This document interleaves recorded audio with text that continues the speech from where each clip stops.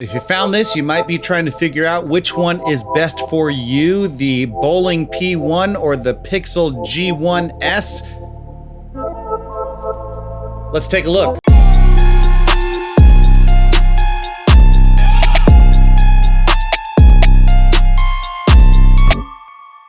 What's up, ladies and germs of the internet? Robert Teegarden here, back again today with another video. Today we are comparing the Boling P1 with the Pixel G1S. Which small RGB light is going to be best for your kit?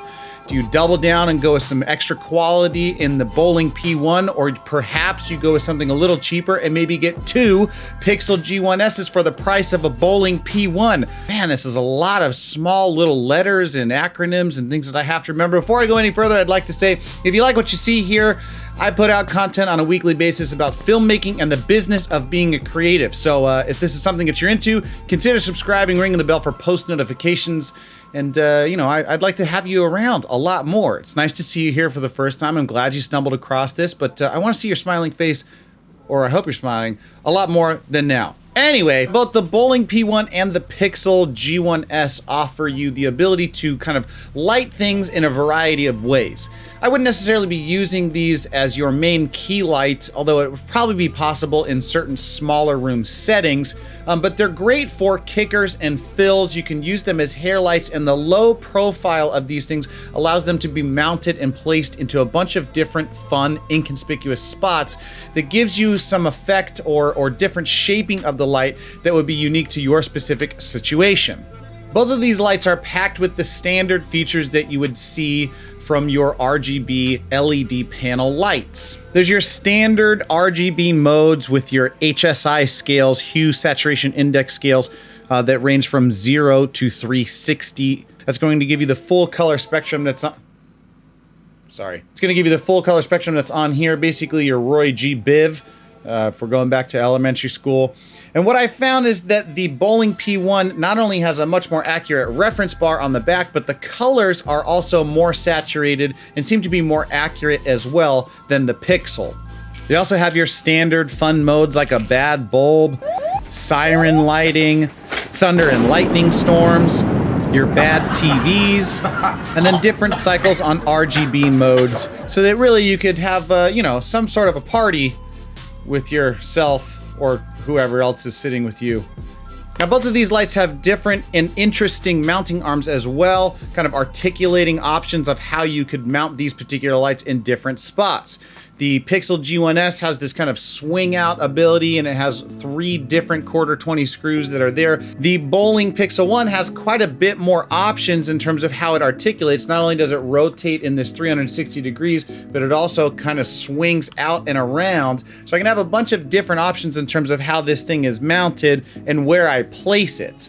Now, the dial on the Boling P1 has these kind of thinner profile, very smooth dials and rotators that are on the side. And I tend to like these a lot more than the Pixel's version of this, which are kind of similar dials, but they click instead of being smooth. So they're not a declicked type of a situation.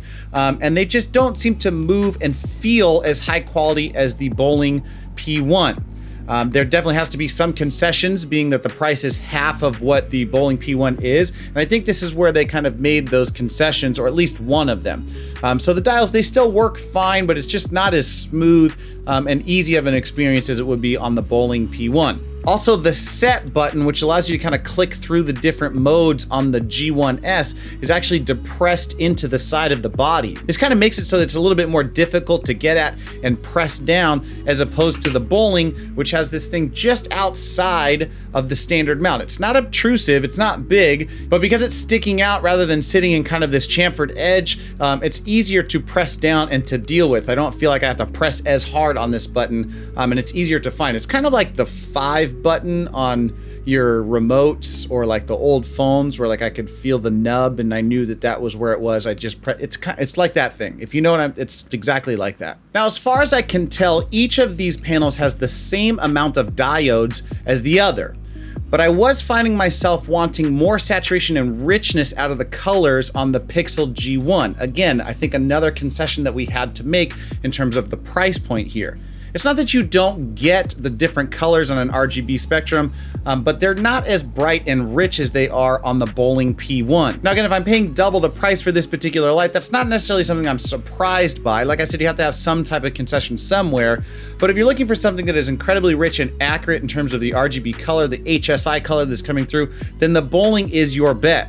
But can you still get great results out of the Pixel G1S? Absolutely. Especially when you use them in smaller confined spaces. And if you're using two of them, which you very well could, especially if you wanted to buy two for the price of the Boling P1, you're probably going to be able to get some pretty awesome results, maybe mixing colors and kind of making sure that things are a lot more rich and you're kind of wrapping your item in the same exact color, I guess. A lot of times you guys will see me do product reviews and I'll have kind of complementary colors going back and forth, and I'm either using my Nanlite PavoTube 6C or these little panels right here.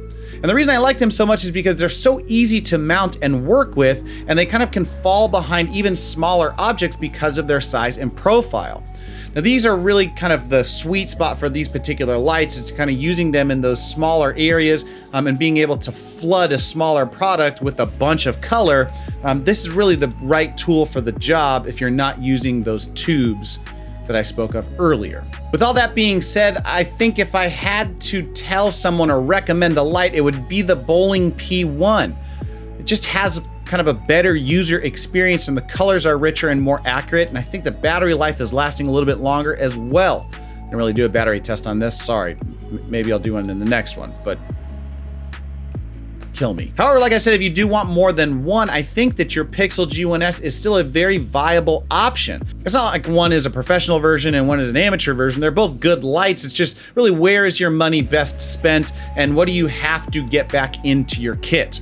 So with that being said, ladies and germs, if you like this video, please like the damn video. If you haven't already, I would love it if you would consider subscribing. Join the Teegarden community. Like I said, I post videos every week on filmmaking tips and the business of being a creative. With that in mind, this has been Robert T, and with another Teegarden tech review in the can. I'll see you guys next week in the next one. Peace.